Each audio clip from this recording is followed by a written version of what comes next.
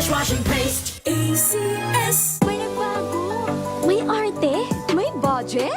Akala nyo lang yon. So solid. White Rose Papaya, wow. White Rose. White Rose Papaya, wow. White Rose. White Rose Papaya. May glow up with White Rose Papaya. White Rose Papaya. May puti power times 2 kasi may papaya at niacinamide. May shea butter and tea tree oil pa. Kutis sulit ang glow May up. glow up with White Rose Papaya. White Rose Papaya. Kutis sulit ang glow up. ACS. Wow, ang saya. Isang barangay na labada, puro mancha pa. Goodbye, pahinga. Mommy, isang laba lang yan sa Pride Bar Blue. May powerful stain-away enzymes na malupit sa dunit mancha. At di masakit sa kamay. Isang laba lang yan. Hello, pahinga. Hello, Pride Bar Blue. ACS. Let us unbox MX3 capsule. Each box has 60 vegetable capsules that tested and proven to help reduce pain discomfort. 2 capsules daily with healthy diet and exercise. MX3. Tunay, natural, at original. Mahalagang paalala, ang MX3 capsule ay hindi gamot at hindi dapat gamiting panggamot sa anumang uri ng sakit. Hello, Washi! Laundry day na naman! Yay! Anong meron? Mancha ng chocolate, putik, may libag pa! Kaya natin yan! With Pride Washing Machine Detergent, may triple stain-away formula. Tanggal ang makapit, madikit, at malupit na dumit mancha. Kaya easy-easy ang labada. Mula noon hanggang ngayon! All you need is pride. All you need is pride. ACS. Tinesting, sinuri, siniyasan. Ang resulta? Super effective ang Shield sa pagpatay ng bakterya at virus. Shield Antibacterial Soap. Believe ang mga eksperto sa Philippine Nurses Association. At si Mami, Tiwala ako sa Shield. Shield Antibacterial Soap. Napatunayang mabisa. Ang mga nurse, tiwala. ACS. Maulan man, no worries na amoy kulong ang damit. Charm Fab Con. Bangong kumakabloom. Tanggal amoy kulog. Sa bango ng charm. Kaya gamit ko, Charm Fab Con with Bloom Fresh Technology. Kills 99.9% of kulob-causing bacteria. May aroma burst pa of thousands of flowers and berries. Ang sampay sa loob, no amoy kulob. Bangong kumakabloom sa charm. Charm Fab Con. ACS.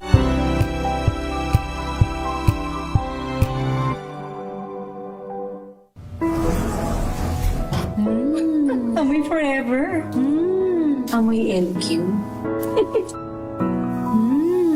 Amoy New Calad Berry Blooms. Amoy kalat, amoy good vibes.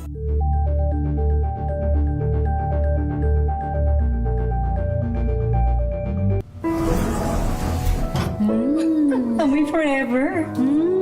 Amoy LQ. Amoy New Calad Berry Blooms. Amoy kalat, amoy good vibes. Sa lahat ng bagay, simula pa lang, siguraduhin max protection na. Kasi pag kulang ang proteksyon, baka madaling masira. Sa ngipin, dapat may max protection din. Max Alaga ng Unique Toothpaste. With Max Protect Formula, helps stop cavities before they start, while keeping breath fresh. Try Unique Maximum Fluoride Protection. Para Max Alaga, Max Protektado. ACS. Amoy forever. Amoy LQ.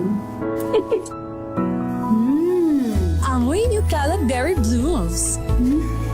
Amoy kalat, amoy good vibes. Tips kung paano mapalaking marunong sa pera ang iyong mga anak. Alamin. This portion is brought to you by ACS Manufacturing Corporation, ISO certified, maker of world-class quality Pride detergent. Ang pagiging marunong sa pera ay mahalaga, kaya naman habang bata pa ang iyong anak, importanteng matutunan niya ang konsepto ng pag-iipon at pagiging masinop sa pera.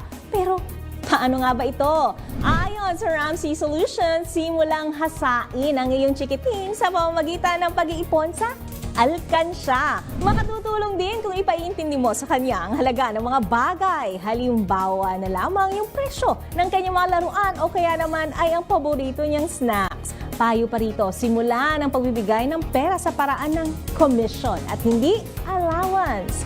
Ibig sabihin, pwede mo muna silang bigyang ng gawain bago niya makuha ang naturang reward. Maliban pa riyan, ituro rin sa kanila na iwasan ang bigla-biglang pagbili ng mga bagay na hindi pinag-iisipan.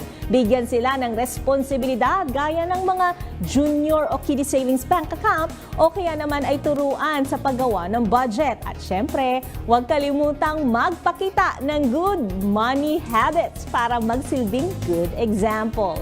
This portion is brought to you by ACS Manufacturing Corporation, ISO certified, maker of world-class quality Pride detergent. Magandang hapon Luzon, Visayas at Mindanao. Welcome sa inyong programa ang Break Time. Ngayon po ay araw ng Miyerkules, 14 tayo sa buwan ng Enero. Sa ngalan ni Boss Deo Macalma, ito ang inyong lingkod, si At sa pangalan po ni Miss Thea Petrocarpuz, ito naman po si Wina Pearl Hesoro. At narito ang ating headlines. Controversial na businessman at gambling tycoon Atong Ang pinaaresto na ng hukuman dahil sa kaso ng missing sa Bongeros. Signal number 1 ng Tropical Depression Ada itinaas sa 6 na lalawigan sa Caraga at Eastern Visayas. Congressman Barzaga kinasuhan sa piskalya ng Makati. Senator Amy Marcos binuweltahan si Senator Ping Lacson sa kanyang personal na pag-atake. PNP handa na tumulong sa forensic audit ng tinaguriang Cabral Files. At kauna-unahang BARM parliamentary elections alanganin ng matuloy sa March 30 ayon sa COMELEC. Cebu City nagdeklara ng araw ng pagluksa dahil sa trahedya sa landfill. Mahigit sa 81 million pesos na halaga ng shabu na kumpiska sa Pasay, isa ang arestado. Ginang, sinakal at pinatay umano ng mister, isinilid pa sa garbage bag sa probinsya ng Bataan. Yan ang huli ng mga balita at narito na ang detalye. Muli, magandang hapon Pilipinas. Naglabas na ng warrant of arrest ang Santa Cruz Laguna Regional Trial Court Branch 26 laban sa kontrobersyal na negosyanteng si Charlie Atong Ang at sa 17 iba pa kaugnay sa kaso ng mga nawawalang sabongero. Batay sa dokumento na may petsang Enero 13 o kahapon, nakitaan ng korte ng probable cause ang reklamo laban sa grupo ni Atong Ang. Si Ang at ang 17 iba pa ay naharap sa kasong kidnapping with homicide na walang inirekomendang piyansa. Noong December 2025, pagsampa ang Department of Justice ng kaso laban kay Ang at sa iba pa sa ilang regional trial courts kaugnay sa missing sa Bongeros. Kaugnay niyan, handa na ang Philippine National Police na ipatupad ang warrant of arrest laban kay Charlie Atong Ang kaugnay ng kaso ng missing sa Bongeros. Kasunod dito ng inilabas na warrant of arrest ng RTC Branch 26 ng Santa Cruz, Laguna laban kay Ang at iba pa para sa kasong kidnapping with homicide. Ayon kay Acting PNP Chief Police Lieutenant General Jose Melencio Nartates Jr., nakikipag-ugnayan na ang PNP sa Regional Trial Court ng Santa Cruz para sa agarang pagpapatupad ng arrest warrant. Natukoy na rin umano ng pulisya ang mga posibleng kinaroroonan ni Ang kung saan isisilbi ang warrant. Pakinggan po natin si Nartates. Ang alias Atong Ang at na-receive po or kasalukuyang nagko-coordinate po ang ating police dun sa concerned branch 26 of Santa Cruz, Laguna. And we have some of the personalities subject of that warrant of arrest are actually in custody sa Philippine National Police kasi naka restricted custody sila doon. I think there are about 10 or 11 police personnel who are under restrictive custody, and they are now being directed to surrender to the Criminal Investigation and Detection Group. And the others, the dedicated teams of the PNP are now on their way to implement the warrant of arrest. Are we anticipating? At 15 sa akusado sa kaso ng mga nawawalan sa Bungero ay agad na aresto ng Philippine National Police. Ito'y matapos magpalabas ng warrant of arrest ang Santa Cruz, Laguna Regional Trial Court Branch 26 para sa non-bailable na kasong kidnapping, homicide at serious illegal detention laban sa negosyanteng si Charlie Atong Ang at sa 17 iba pa. Kinumpirma ni CIDG Director Major General Robert Morico II na kinabibilangan ito ng 9 na pulis na unang inilagay sa restrictive custody at 6 na sibilyang mga security at empleyado ng sabungan ni Atong Ang. Pakinggan natin ang kanyang pahayag. Before nangyari po ang anong ito, they are already under surveillance. They are arrested. Kailan siya sila na-arrest? Just today. Puro sila, sir, security. Some of them are security, some of them are employees nung was this yung sabungan. Sir, Sa hiwalay na panayam sa Campo Crame, sinabi ni CIDG NCR Chief Colonel John Giagi na nasa area na ang pulisya para arestuin si Atong Ang na may address sa Pasig City. Gayunpaman aminado si Giagi na hindi magiging madali ang pagkuha sa o pag-aresto sa negosyante na may iba't ibang property tulad sa Palawan. Bagamat option ng pagsuko, malaki ang posibilidad na magtago din umano ang gaming industry tycoon. There are so many properties na tinitingnan natin na pwede niyang pagtaguan. And at the same time naman, with his resources, I know magtatago at magtatago. But again, as what the Chief PNP have said a while ago, is gagawin lahat ng kapulisan para hanapin at iserve itong warrant of arrest laban kay Charlie Atong Ang. Kaugnay niyan, lubos na nagpapasalamat ang pamilya ng mga nawawalang sa Bungero sa inilabas na warrant of arrest ng Korte sa Laguna laban sa negosyanteng Charlie Atong Ang at iba pang suspect. Sa panayam ng reporter sa Campo Crame, sinabi ni Cha Lasco, kapatid ng isa sa mga nawawalang online master agent na si John John, na malaking tulong sa kanila ang tinawag na star witness na si Julie Patidongan. Pero hiling umano ng kanilang kampo, maihabol din ang mandamiento de aresto sa higit 20 pang empleyado o opisyal ng Lucky 8 Star Quest, ang operator ng cockfighting business ni Ang. Pakinggan po natin si Cha Lasco. Kami ay yung grupo namin nagpapasalamat talaga na finally nagkaroon na ng warrant of arrest kasi akala nga namin nung Christmas but kami ay nagpapasalamat at mag-aantay pa sa magiging mabilis na implementation ng authorities para makuha itong mga kinasuhan na to, lalo na si Atong Ang and then the rest of the other suspects. Sa official statement ng grupo ng missing sa Bungeros, tanong nila kung may patutubad ba ng maayos ang pagisilbi ng warrant. Umaasa ang panig na hindi may implementasyahan ng kahit anong takot o katiwalian ang mag-iimplementang otoridad. Sa oras na 16 na minuto makalipas ang alas 4 ng hapon, sa ibang balita naman, isa ng ganap na bagyo ang binabantayang low pressure area sa silangan ng Mindanao. Ito ay pinangalan ng si Tropical Depression Ada na siyang unang bagyo sa bansa ngayong 2026. Ulito na mataan sa layong 635 kilometro mula sa silangan ng Hinatuan, Surigao del Sur. Taglay nito ang lakas ng hangin na abot ng hanggang sa 45 kilometro bawat oras malapit sa gitna at may pagbugso na 55 kilometro bawat oras, habang kumikilos pahilagang kanluran sa bilis na 35 kilometro bawat oras.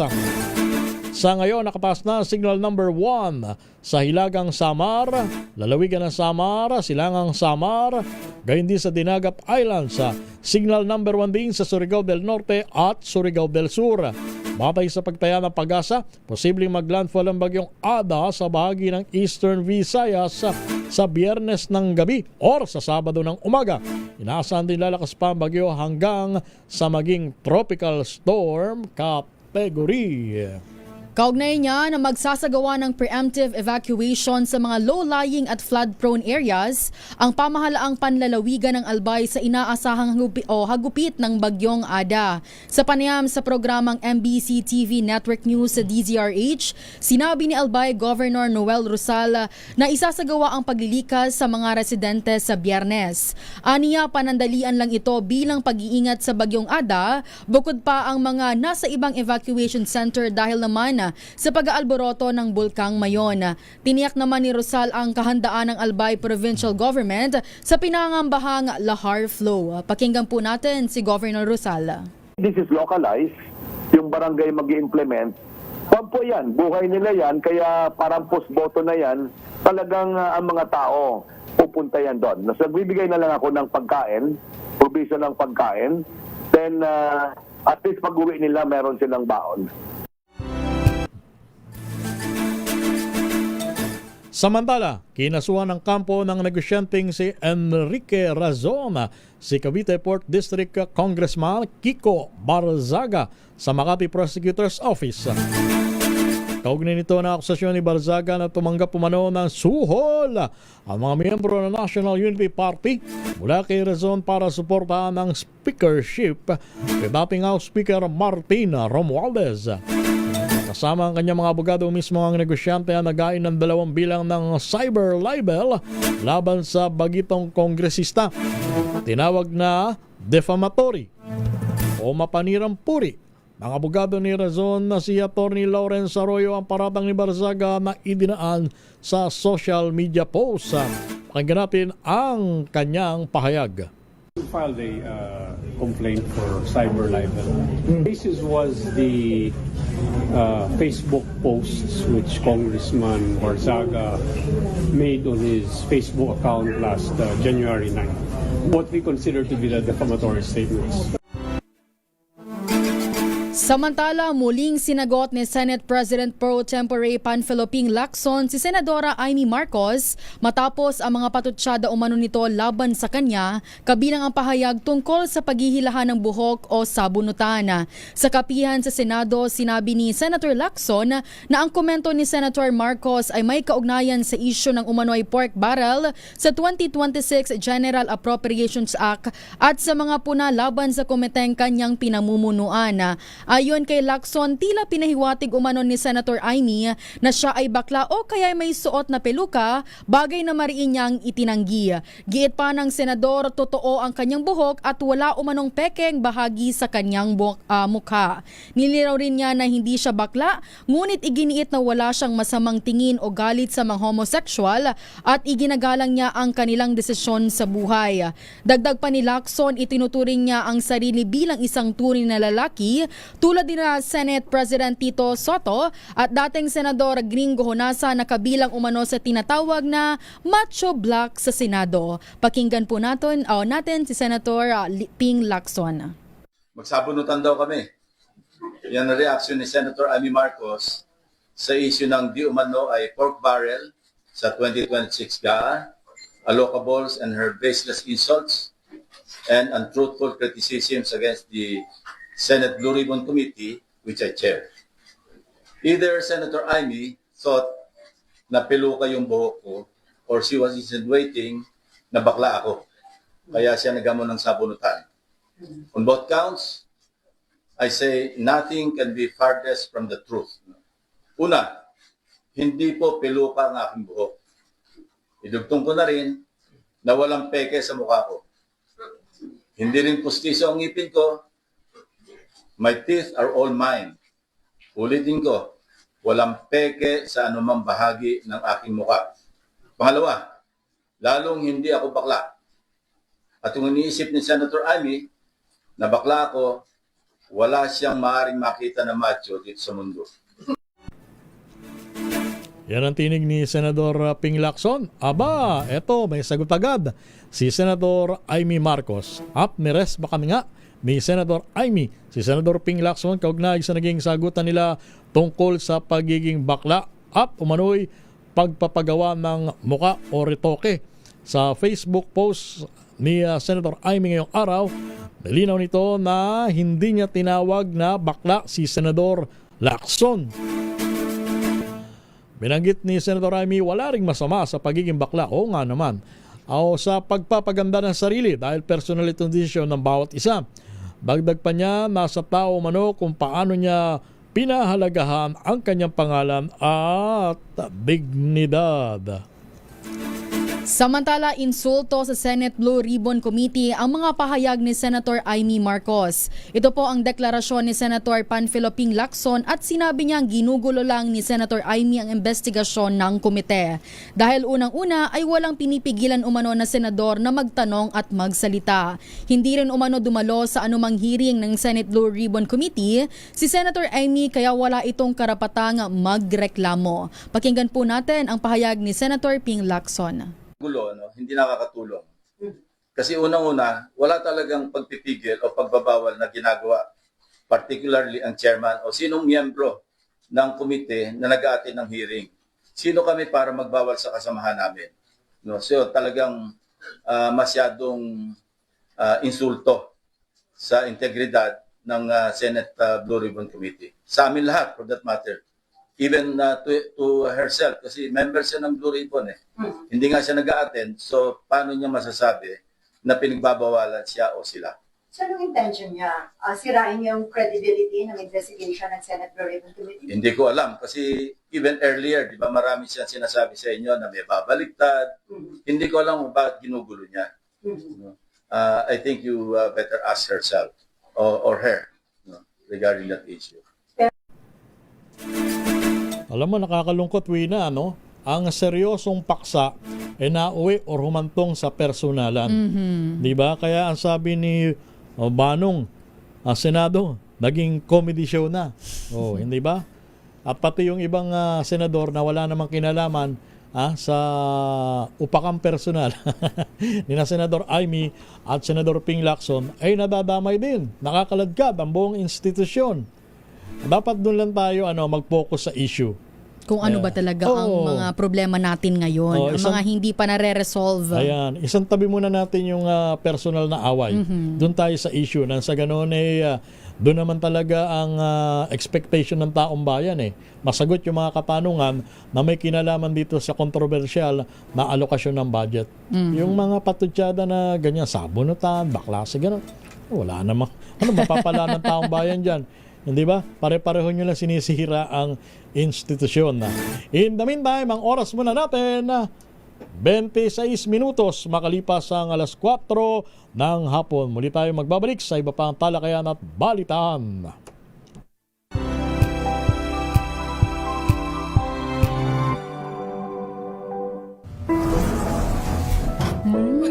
Amoy forever. Amoy LQ. Amoy New Calad Berry Blooms. Amoy kalat, amoy good vibes. Healthy Minute, hatid sa inyo ng MX3.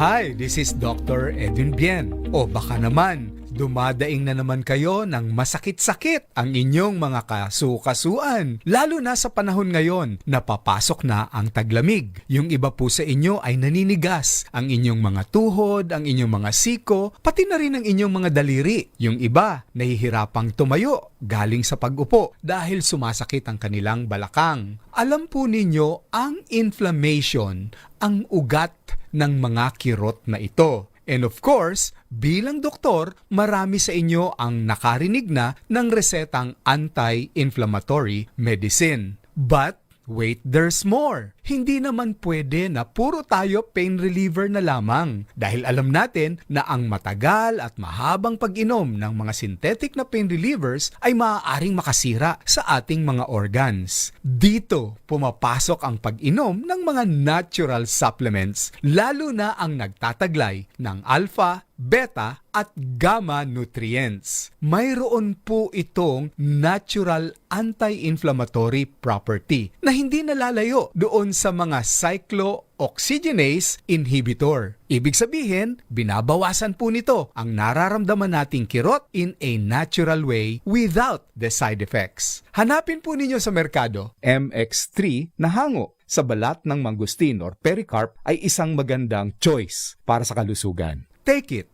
It is safe and all natural. Baka hindi po ninyo alam na ang matagalang pag-inom ng mga pain relievers ay hindi lamang nagiging dahilan ng pangangasim ng sikmura, bagkus maaari pa itong makasira ng ating kidneys, maging ng ating atay dahil doon po sila dumaraan for metabolism and processing. Kaya the less pain relievers that we are taking, the better for our body. Muli, this is Dr. Edwin Bien. Mag-iingat po tayong lahat.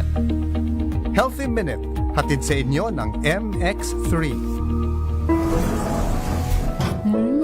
Amoy forever. Amoy LQ. Amoy New Cala Berry Blooms. Amoy Cala, amoy good vibes. This portion is brought to you by ACS Manufacturing Corporation, ISO certified, maker of world-class quality Pride detergent. Mood swings, mabilis na pagkairita at pagkimkim ng galit sa katawan ay ilan lang sa mga natural na emosyong maramdaman ng isang tao kapag tayo ay galit.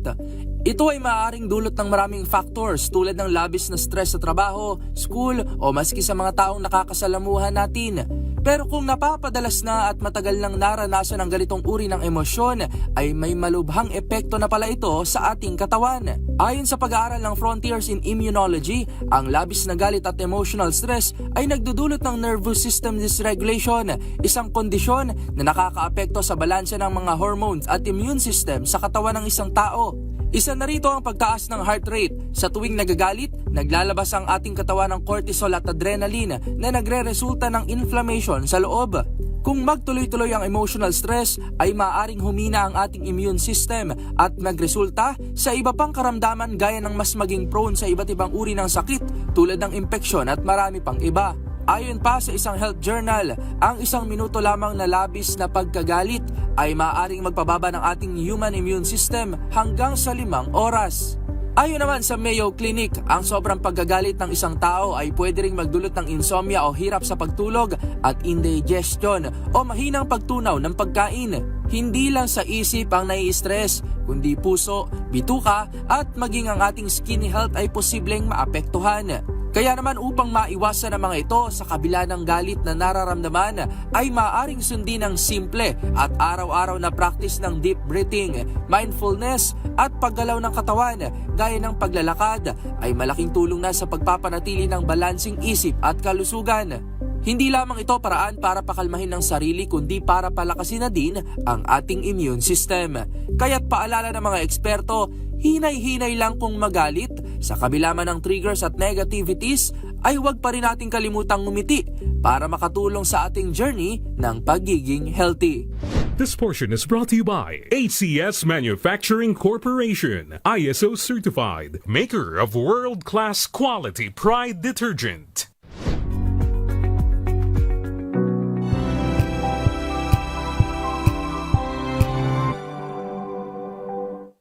Maulan man, no worries na amoy kulong ang damit. Charm Fab Con, bangong kumakabloom, tanggal amoy kulong sa bango ng charm. Kaya gamit ko, Charm Fab Con with Bloom Fresh Technology. Kills 99.9% of kulob-causing bacteria. May aroma burst pa of thousands of flowers and berries. Ang sampay sa loob, no amoy kulob. Bangong kumakabloom sa charm. Charm Fab Con. ACS.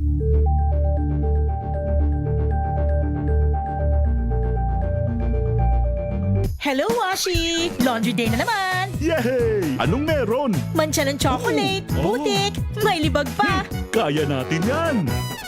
With Pride Washing Machine Detergent, may triple stain-away formula.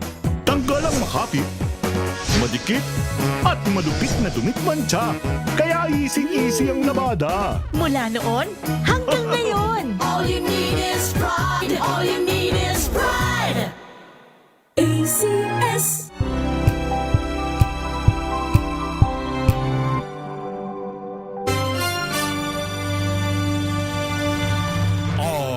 Balik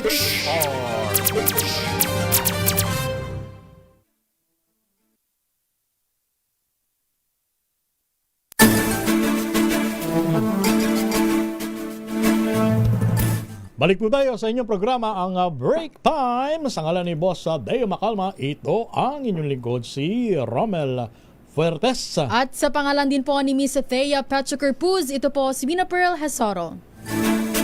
Balik tayo sa ating balitaan. Pinuna ni Mamayang Liberal Party Representative Leila de Lima ang planong idaan sa extradition treaty ang pagpapabalik sa bansa ng dating kongresistang si Elizalde Co. Mahanyay isang matagal at mabusising proseso. Ayon kay de Lima, kung extradition treaty ang pipiliing opsyon ng pamahalaan sa pakikipag-usap sa Portugal, maaaring tumagal pa ang pagbabalik nito sa Pilipinas sa bagay na nagpapakita umano ng kakulangan sa sense of urgency ng gobyerno.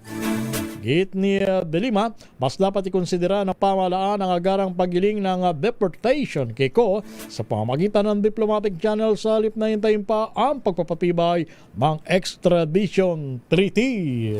Sa iba po nating balita, nakapag-adjust na sa Lapu-Lapu City Jail ang kontratistang si Sara Diskaya matapos ang ilang araw na pananatili sa piitan. Ayon sa kanyang tagapagsalita na si Attorney Cornelio Samaniego III, normal lamang na ang hirap sa unang mga araw ng pagkakakulong, lalo na't maraming kasama ang iba pang bilanggo sa selda. Sinabi pa ng abogado sa DZRH News na bagamat hindi sanay sa ganitong sitwasyon, unti-unti nang nakakapag-adjust ang kontratista sa kalagayan sa loob ng kulungan. Dagdag ng abogado, patuloy na dinadalaw si Diskaya ng kanyang 4 na anak sa Lapu-Lapu City Jail. Matatanda ang ibinasura ng Lapu-Lapu Regional Trial Court ang hiling ni Sara Diskaya na maibalik siya sa kustodiya ng National Bureau of Investigation, gayon din ang kanyang motion to quash information.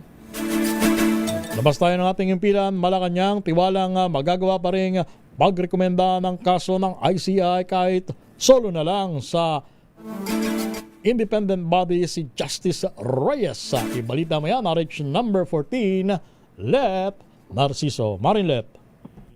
Romel Wina, naniniwala ang Malacanang na kayang mag-function ng Independent Commission for Infrastructure kahit mag-isa na lang si Justice Andres Reyes Jr. na miyembro at siya ring chairman ng komisyon. Paliwanag ni Palace Press Officer Claire Castro, galing na rin naman kina dating DPWH Secretary Rogelio Singson at Rosana Fajardo na natapos na nila ang kanilang trabaho. Nabanggit rin anya na hinihintay na lang ang pagko-collate at pagko-compile para ma-rekomenda ang ibang mga kaso sa DOJ at sa Ombudsman. Ayon kay Castro, ibig sabihin nito na maaaring kumpleto na ang mga ebidensyang naipasok nila. Bagamat kinikilala ng palasyo na mas maganda kung mas maraming tao ang nag-iimbestiga at nag-aaral ng mga kaso, tiwala itong magagawa ni Reyes at ang pagre-rekomenda ng mga kaso kaugnay ng flood control anomaly. Narito si Jose Castro. Hindi naman po pwedeng hindi sila or wala silang kakayanan magrekomenda ng kaso na maaari maimbestigahan. Kahit sino nga po ay pwedeng magbigay ng anumang rekomendasyon sa ombudsman. So kung kanila i-recommendatory kanilang function to recommend the filing of the case to the ombudsman, kahit po nag-iisa ang isang Justice Reyes, kung ito naman po ay may sapat na siya, hindi naman ito makakahadlang para sila po ay mag-rekomenda ng pagsasampa ng kaso. Hindi naman masabi ni Castro kung bakit hindi pa makapagtalaga si Pangulong Marcos ng kapalit na Singson at Fajardo sa ICI. Ito si Let Narciso para sa DZRH, una sa Pilipinas, una sa Pilipino. Maraming salamat RH14 Leth Narciso. Samantala, pagbili ni dating House Speaker Martin Romualdez ng bahay sa isang eksklusibong subdivision sa Makati gamit ang mga diskaya tututukan ng Senate Blue Ribbon Committee ayon kay Senator Ping Lacson. RH28 Raymond Dedpaas sa detalye. Raymond?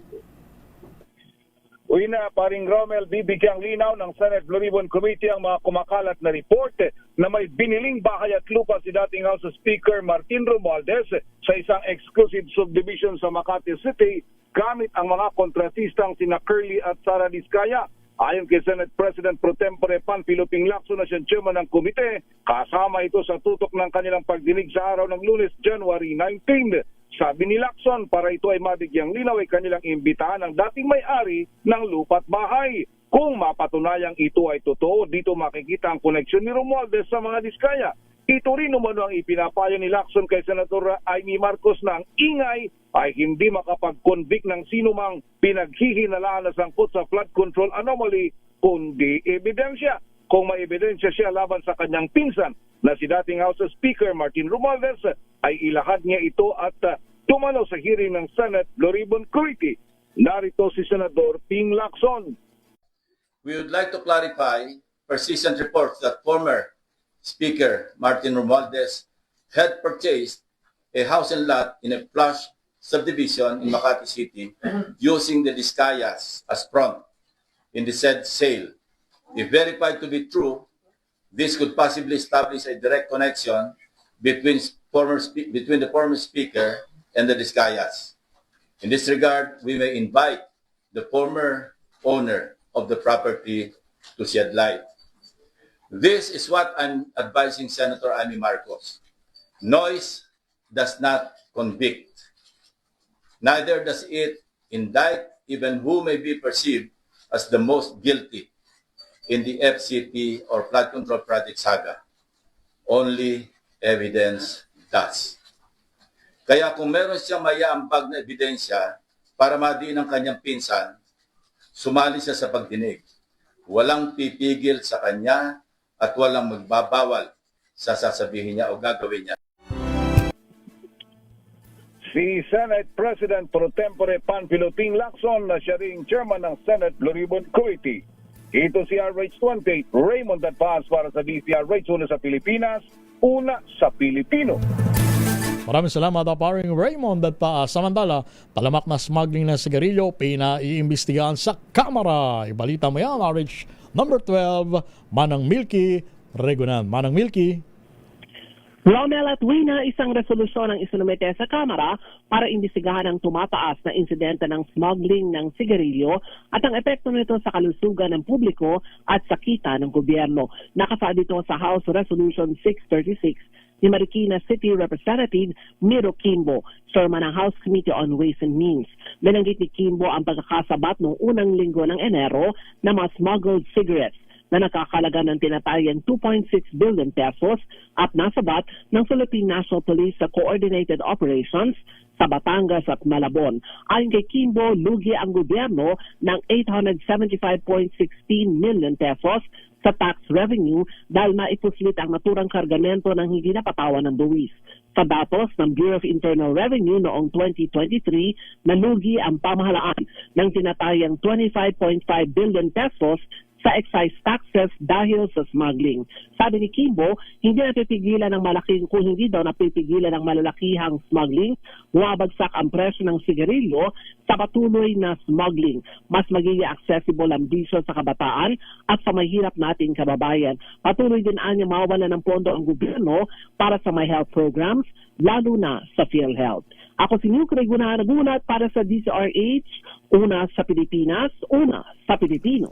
Maraming salamat RH12 Milky Regunan. Samantala, Atong Ang hindi pa nakakalabas ng bansa at pinakiusapang sumuko ng mapayapa. RH52 Edniel Parosa sa detalye. Edniel?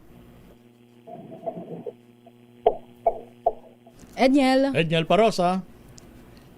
Wina at Laki Mel, hindi pa nakalalabas sa Pilipinas ang gaming lord na si Charlie Atong Ang na kasama sa mga pinaaresto sa non-bailable na kidnapping with homicide sa 24 na missing sa Bungeros. Ayon sa pambansang pulisya, wala pa sila natatanggap na impormasyon na kalabas na nga ng bansang negosyante. Sinabi sa Kamkrami ni CIDG Director, Police Major General Robert A. Morico II na nagmamanman sila sa galaw ni Ang kahit daw hindi pa pumuputok ang balita ng warrant of arrest. Umapila naman si Morico kay Ang na sumuko ng payapa gaya ng ginawa nitong kooperasyon ng unang gumulong ang kaso. Samantala, nagnegatibo ang pag-isilbi ng CIDG na mandamiento de aresto sa isang address na negosyante dito sa lungsod ng Pasig. Inasahan naman na umano ni CIDG NCR Director Police Colonel John Giagi na magtatago at magtatago itong si Ang. Tuloy naman ang manan ng pulisya sa iba pang property ng Tycoon sa Metro Manila, Calabarzon hanggang sa luwigan ng Palawan. Pakinggan natin ang mga opisyal ng CIDG. I asked Mr. Atong Ang to peacefully surrender. We have several ongoing manhunt. There are so many properties na tinitingnan natin na pwede niyang pagtaguan. And at the same time naman, with his resources, I know magtatago at magtatago. Ang tinig nila Police Major General Morico at Police Colonel Giagi. Ako naman sa Edniel Parrosa, nagulat para sa DZRH. Una sa Pilipinas, una sa Pilipino. Thank you, Edniel. Samantala, parcel na naglalaman ng kush o high-grade cannabis mula sa Los Angeles, matuklasan ng BOC sa Port of Clark sa Pampanga. Ang natin ang ibang detalye, RH number 27, Mr. Noche. Kakas, Mr. Noche. Romel, naharang ng Bureau of Customs ang isang parcel na naglalaman umano ng illegal drugs sa Port of Clark sa Pampanga. Tinatayang nasa 712 grams ng suspected kush o high-grade type ng cannabis na aabot sa 1,068,000 pesos. Ayon sa report ng PDEA, galing umano sa Los Angeles, California, ang naturang parsela na nakadeklarang Crocs Denim Reinforced Sita Trail Jeans. Dumating ang illegal drugs sa Port of Clark noong January 12, 2026 na nabuking ng Bureau of Customs sa routine na parcel profiling. Nabatid na inupuan ng aso ang naturang kontrabando na ngayon ay iniimbestigahan na. Arit sa 27, nagsikaka sa DZRH, una sa Pilipinas, una sa Pilipino. Thank you, Mr. Noche Kakas. Ang oras muna natin, 16 na minuto bago sumapit ang alas 5 ng hapon.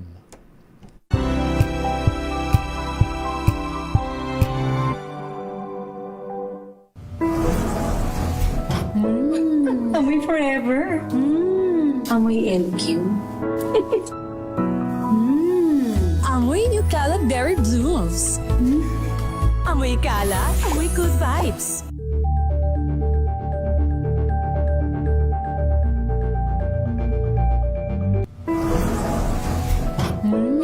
Amoy forever. Amoy LQ. Amoy New Caleb Berry Blooms. Amoy kala, amoy good vibes.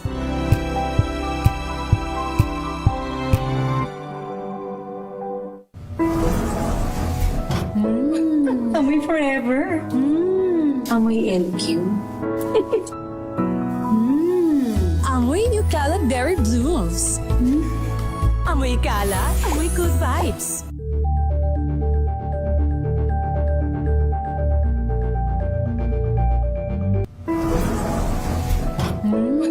Amoy forever.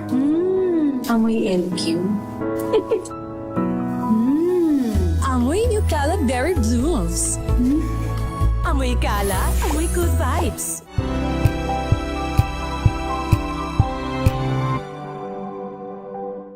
Alamin ang mga maiinit na isyung pambayan, mga balitang kailangan mong malaman, usapin sa pamahalaan, politika, ekonomiya at kabuhayan. Ito ang mga dapat mong malaman, pakialaman at pag-uusapan dahil kayo ang tinig ng mamamayan dito sa Damdaming Bayan. Live sa DZRH Radio, DZRH TV at DZRH Digital. Kasama sina Lakay, Deo Macalma at Elaine Apit. Araw-araw, Lunes hanggang Biyernes. Damdaming Bayan.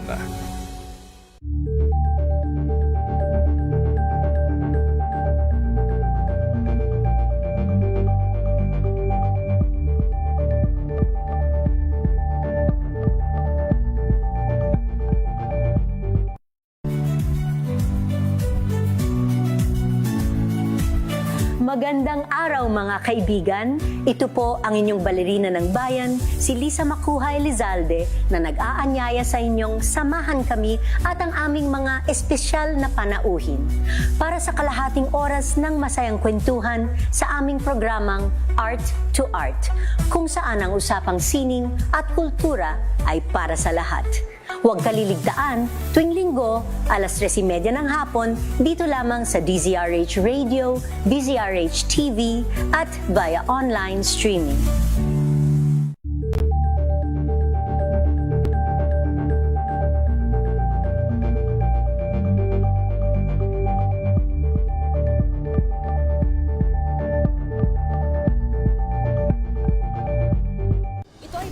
Naitalang 17 individual na ang kanilang naaresto. Metro Manila Development Authority o MMDA ang No Contact Apprehension Policy o NCAP sa Metro Manila. Sa ilang mga dokumento ay peke. Hindi rin legal ang employment na ipinangako sa kanila. Sa mata ng batas, mananagot ang sangkot at may sala. Dahil sa bawat paglabag, may karampatang parusa. Alamin ang mga pananagutan sa likod ng mga bawal. Dito sa Hoy! Bawal Yan, tuwing Sabado, alas 11:30 ng umaga. Dito lang sa DZRH TV.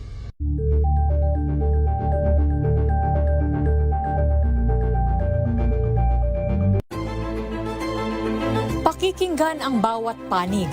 When you fight for justice, think about the queer people. Kung hindi kami magkukwento, sino ang magkukwento para sa amin? Ang mga panawagan, ipababatid. Hindi talaga ito masusing pinag-aralan ng gobyerno.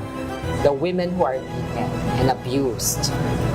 It's time to listen to their voices. Tunghayan ang iba't ibang boses, mga kwento mula sa iba't ibang anggulo. Dito lang sa Point of View. Mapapanood tuwing linggo, alas 12 ng tanghali sa DZRH TV.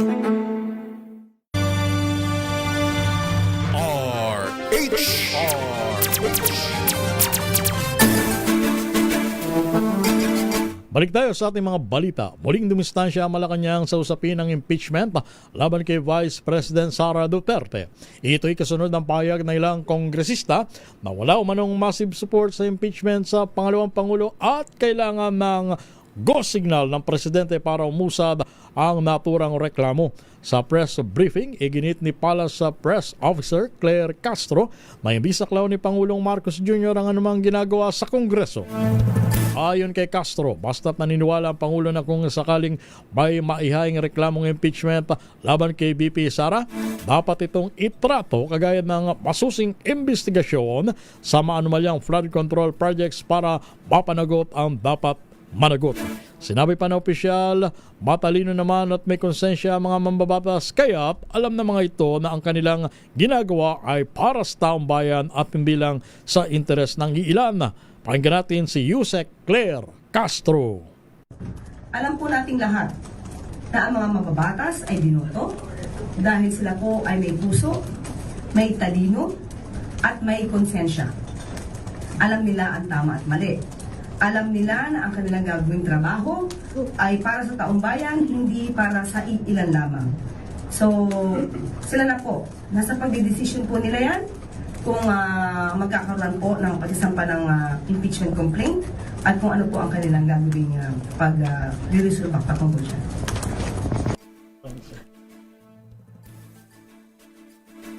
Samantala, handa ang Philippine National Police na magkaloob ng technical assistance sa posibleng pagsasagawa ng forensic audit sa tinaguriang Cabral Files. Sa katunayan, inatasan ni PNP Acting Chief Police Lieutenant General Jose Melanchon Natatis Jr. ang Police Anti-Cybercrime Group na manatiling naka-standby sakaling hilingin ang kanilang alalay. Sinabi ni Natatis na dahil ang pulisya ay tumutulong din sa verification ng mga kahinahinalang flood control projects, walang magiging malaking issue kung ipapagamit nito ang technical expertise sa pagsusuri ng Cabral Files. Ang kontrobersyal na datos mula kay yumaong dating DPWH Undersecretary Cabral ay tumutukoy sa listahan ng infrastructure projects na di umano'y inendorso ng mga mambabatas sa nakalipas sa 2025 national budget. Alanganin ng matuloy ang BARM parliamentary elections na itinakda sana sa March 30. Ito ang pahayag ni COMELEC Chairman George Erwin Garcia sa DZRH matapos ang pagpasa ng Bangsamoro Transition Authority sa tinatawag na redistricting law. Sinabi ni Garcia, bagamat kinikilala ng poll body ang hakbang ng BTA, Huli na ang pagpasa ng redistricting dahil pasok na ito sa 120 days na grace period bago ang halalan. Git ng COMELEC Chairman, labag sa batas kung ipipilit na isagawa ang halalan sa ika-30 mga buwan ng Marso. Binanggit na opisyal, nasa Kongreso na ang bola kung kailan isasagawa ang unang Bangsamoro elections pero apela ng COMELEC, huwag itong gawin sa susunod na taon o sa 2028. Pakinggan natin si Chairman Garcia ng COMELEC. Suprema dapat magkaroon ng panibagong districting law ang Bangsamoro ng October 30, 2025. Dumating po October 30, 2025. Unfortunately, hindi po nagkaroon ng bagong batas patungkol dyan. So, kami po ay talagang umaasa sana na magkakaroon ng batas. Sabi rin ng Korte Suprema, sige, hanggang November 30, dapat merong batas ng districting. Dumating po on November 30, wala pa rin po. Pero ang Supreme Court nagsabi, bawal lang magkaroon ng mga pagbabago sa teritoryo 120 araw bago mag-eleksyon. Sa iba po nating balita, idineklara sa Cebu City ang araw ng pagluluksa sa Biyernes, January 16 para sa mga biktima ng pagguho ng landfill sa Barangay Binaliw. Ang hakbang ay ginawa ng City Council kasunod ng pagdedeklara ng state of calamity dahil sa nabanggit na trahedya. Batay sa huling impormasyon, 80 na ang nasawi bukod pa sa ibang nawawala sa nangyaring landslide sa Binaliw landfill. Ayon kay Councilor June Alcover, isang misa ang gagawin sa gym sa barangay bilang bahagi ng Day of Mourning sa Biyernes. Ongoing pa din ang rescue at retrieval operations. Ito ay sa lugar na pinangyarihan ng trahedya. 6 na minuto bago sumapit ang alas 5 ng hapon na inatasan na ni BNR Secretary Rafael Lutilla ang Environmental Management Bureau at BNR Region 7 mapagsagawa ng agarang aksyon sa nangyaring landslide sa Cebu. Ito ay para matiyak ang kaligtasan at pagkontrol sa sanitary landfill habang binubuo ang pangmatagalang solusyon sa basura. Sabi ni Lutilla, kailangan ng komprehensibong pagsusuri para matukoy ang structural at operational deficiencies at maibigay ang angkop na rekomendasyon sa reconstruction ng landfill. Nakipag-ugnay na rin ito sa lokal na pamahalaan ng Cebu para masiguro ang walang parid na waste collection at alternatibong disposal sites. Sa iba po nating balita, balik Manila na si Pangulong Ferdinand Bongbong Marcos Jr. mula sa kanyang biyahe sa Abu Dhabi. Lumapag ang eroplano na sinasakyan ng presidente bandang alas 11:28 ng umaga. Sa kanyang arrival speech, binanggit ni Pangulong Marcos na naging makabuluhan ang kanyang naging pulong sa iba pang heads of state. Tinalakay sa meeting ang isyu ng enerhiya, tubig, pananalapi, pagkain at kapaligiran. Nagkaroon din umano ng pagkakataon ang presidente na mabisita ang Filipino community sa Abu Dhabi. Inaasahang madadagdagan ng halos 14.76 milyon katao ang populasyon ng Pilipinas sa loob ng susunod na 15 taon at aabot sa 123.96 milyon pagsapit ng 2035. Ayon yan sa Philippine Statistics Authority. Lalago ang populasyon ng bansa ng 0.85% kada taon mula 2020 hanggang 2035. Mananatiling pinakamatao ang Calabarzon na may inaasahang 19.07 milyong populasyon, kasunod ang Metro Manila 14.49 milyon at Central Luzon na 14.02 milyon. Ang Cordillera Administrative Region naman ang may pinakamaliit na populasyon na 2.13 milyon. Pinakamabilis ang inaasahang paglago ng populasyon sa BARM habang babagal naman ito sa NCR at ilang bahagi ng Luzon. Tinataya rin ng PSA na mas marami pa rin ang lalaki kaysa babae sa 2035 kung saan 50.5% ay lalaki at 49.5% ay babae. Grabe, no? Ang pagsapit ng 2035 ang magiging populasyon na rito sa Pilipinas 123, almost 124 million. Grabe, ano? Sana by that time may maunlad ng Pilipinas. Kasi kung ganito pa rin ang buhay natin, nako, lalong tataas ang poverty rate natin. Ikaw ba, Wina? Kung halimbawa lumagay ka na sa tahimik, ilang anak ang sa tingin mo ang ideal? 2 o 3. 2 o 3. O, sabagay, okay na yun. 2 at 3. Ang mahirap kasi. 2 o 3 kasi. Ha? 2 or 3. Kaya nga, 2 or 3, ideally, okay na yun. Isang babae, Sa isang hirap lalaki. kasi ng ganun. buhay ngayon di ba?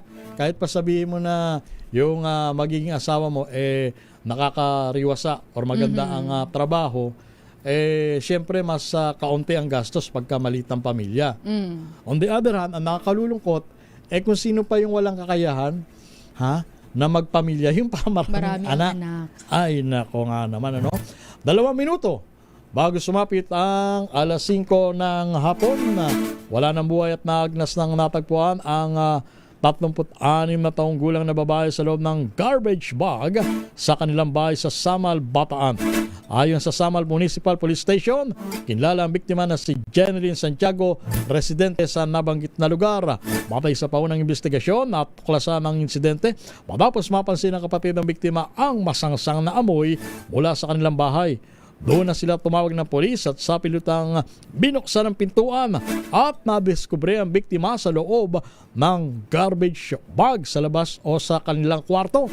Tinutukoy na ng pulisya ang kinaroroonan ng suspect at nakikipag-ugnayan sa SOCO para sa masusing investigasyon. Napag-alaman na ang pinaghihinalaan sa karumal-dumal na krimen ay sariling mister ng biktima. Samantala, sukol naman ang high-value individual na babae sa 81.6 million pesos na hinihinalang shabu sa kahabaan ng Seaside Boulevard sa Barangay 76 sa Pasay City. Kinilala ng Southern Police District ang 26 anyos na suspect sa alias na Farhani na agad nag-invoke ng kanyang constitutional right. Naaktuhan siya ng mga operatiba ng Substation 10 ng Pasay Police Station na may bitbit na 2 eco bag na naglalaman ng 12 kilos ng droga. Isinagawa ang operasyon kasunod ng verifikasyon ng intelligence information na natanggap ng kapulisan mula sa isang confidential informant. Dinala ang suspect sa Substation 10 para sa dokumentasyon bago bitbitin sa Pasay City General Hospital para sa physical examination.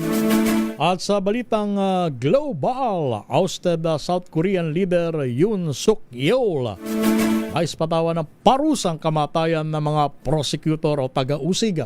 Ibalita mo yan, James Galange. James. Lakay, isinusulong ng South Korean prosecutors ang parusang bitay laban kay Austin President Yoon Suk Yeol matapos na dineklara nitong panandaliang martial law noong December 2024. Anila, may tuturing na isang serious destruction of constitutional order ang ginawang hakbang noon ni Yeol na umunoy nagbanta sa kaligtasan ng Estado at sa kalayaan ng kanilang mga mamamayan. Sa ilalim kasi ng Criminal Code ng South Korea, 3 posibleng sentensya ang maaaring kaharapin ng isang leader na naharap sa kasong insurreksyon.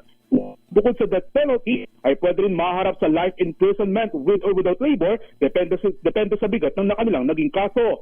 Kaya naman po kay former Defense Minister Kim Yong-yeon, ang habang buhay ng pagkakakulong matapos ilarawan na kasangga umulto ni Yeol sa lahat ng nangyaring aligasyon. Inaasam maglalabas ng hakbang Seoul Central District Court laban sa dalawa sa darating na Pebrero. Ito si James Lagi ng DZRH TV, una sa Pilipinas, una sa Pilipino. Maraming salamat, James Galange. Samantala sa ating Break Time Sports, presyo para sa ticket sa Philippine Women's Open, inilabas na Mili Borja sa detalye. Mili? Inilabas na ng Philippine Tennis Association ang presyo ng mga tiket at petsa ng pagbebenta para sa paparating na Philippine Women's Open, ang kauna-unahang WTA tournament na gaganapin sa Pilipinas. Magiging available ang mga tiket para sa qualifying at main draw matches mula Miyerkules sa pamamagitan ng online at on-site selling ng SM Tickets, ang opisyal na ticket partner ng torneo. Nakatakdang gawin ang qualifying matches sa January 24 at 25, habang ang main draw matches ay mula sa January 26 hanggang 29. Ang qualifying matches ay may mga presyong 200 pesos kada araw, samantalang ang unang 4 na araw ng main draw matches ay may presyong 1,000 piso kada araw para sa free seating. Ayon sa PhilTA, layunin ng partnership nito sa SM Tickets na gawing mas madali at accessible ang pagbili ng mga ticket dahil maaaring bumili online sa anumang SM Mall at kunin ang mga ito sa SM o direktang sa venue sa panahon ng torneo. Sinabi rin ng samahan na magsisimula ang bentahan ng regular free seating tickets sa hating gabi para sa mga laro mula Enero 24 hanggang 29. Magbabago naman ang presyo para sa semifinals at finals na iaanunsyo pa sa susunod na linggo. Ang mga ticket para sa semifinals ay nakapresyo ng 1,500 pesos, habang ang finals naman ay 2,000 pesos na may nakalaang reserve seat sa bagong ayos na center court. Ipinahayag ng PhilTA na sinadya nilang gawing abot kaya ang mga tiket upang mahikayat ang mas maraming manonood. Bukod sa panonood ng tennis, maaari rin umanong maglibot ang mga bisita sa Rizal Memorial Sports Complex, kabilang ang fan zone at museo na nagtatampok sa kasaysayan ng Philippine sports. Mapapanood din ng live at libre ang mga laban online sa pamamagitan ng WTA Unlocked para sa mga miyembro. Nakatakdang ganapin ang Philippine Women's Open mula January 26 hanggang 31 sa Rizal Memorial Tennis Center sa Maynila. At yan ang mga latest updates sa mundo ng sports. Ito si Mili Borja ng DZRH-TV, una sa Pilipinas, una sa Pilipino. Samantala, balitang showbiz naman, concert ng grupong BTS sa Pilipinas, kasado na sa March 2027. Angelica Cosme, Angelica. Nabuhay kagabi ang Pinoy Army sa fans ng BTS matapos i-anunsyo ng K-pop supergroup ang schedule ng kanilang highly anticipated world tour kung saan kabilang ang Pilipinas sa listahan.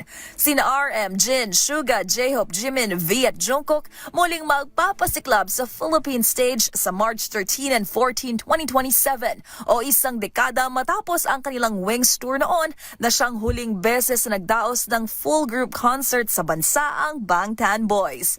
Pero magunita na April last year, nagkaroon ng solo concert ang rapper-dancer na si J-Hope sa Pinas na dinagsa ng libo-libong fans.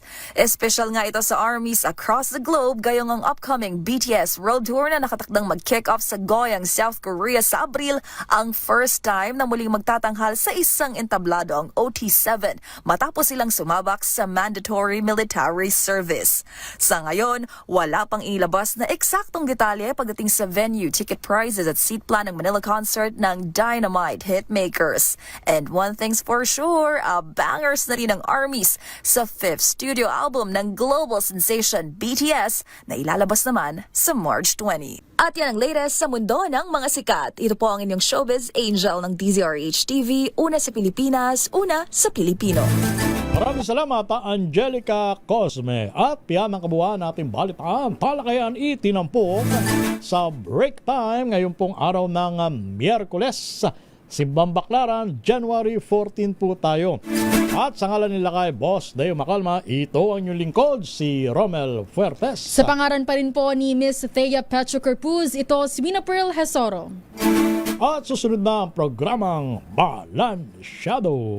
Oras, 5 minuto makalipas ang 5:00 ng hapon.